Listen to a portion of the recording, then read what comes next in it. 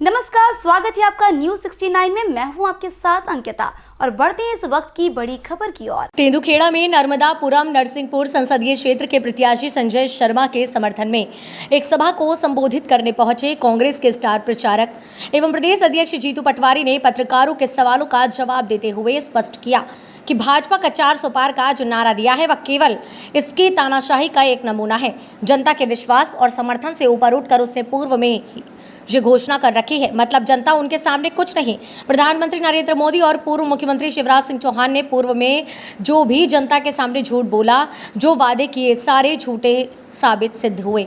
जनता इन लोकसभा चुनाव में हिसाब चुकता करेगी।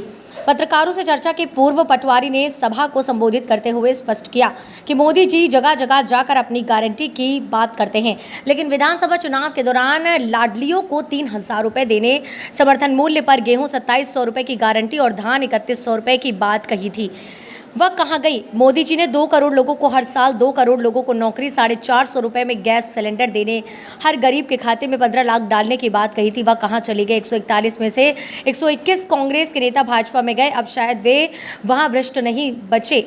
काला धन वापस लाने, राष्ट्रवाद, सर्जिकल स्ट्राइक, पुलवामा की घटना, नफरत फैलाने तथा किसान आंदोलन के दौरान समझौता, फिर दिल्ली में किसान आंदोलन के दौरान 700 किसानों की मौत जैसे विषयों पर विस्तार से प्रकाश डाला। झूठ बोलना भाजपा की राजनीति। कृणाल चौधरी। शर्मा जी के सांसद बनाने के प्रयास को लेकर एक जनसभा हुई है। ये जनसभा का मैसेज है कि हम हमारे बेटे के प्रति जो उनकी भावना है वो साफ इस नज़ारे से दिख रही है, इस अपनत्व से दिख रही, इस प्रेम से दिख रही, इस भाव से दिख रही है।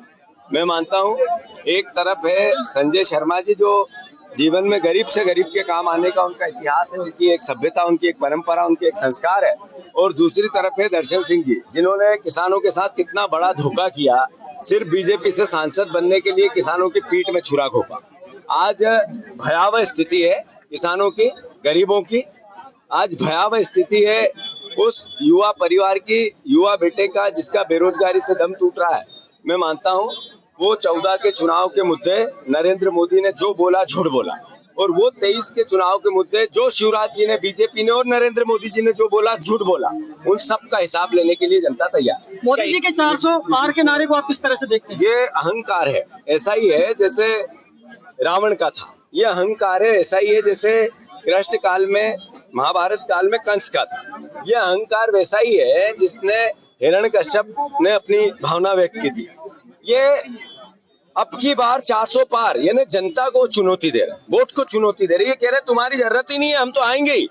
मतलब ये मैसेज है, ये भावना है, ये लोकतंत्र की मर्यादा को तार तार करती है। मैं जनता जनार्दन से आग्रह करता हूँ कि इस भावना को, अहंकार को हर युग में हारना पड़ा है, इस युग में भी हराओ। इस खबर पर आपकी क्या है राय, हमें कमेंट सेक्शन में जरूर बताएं। तब तक के लिए धन्यवाद।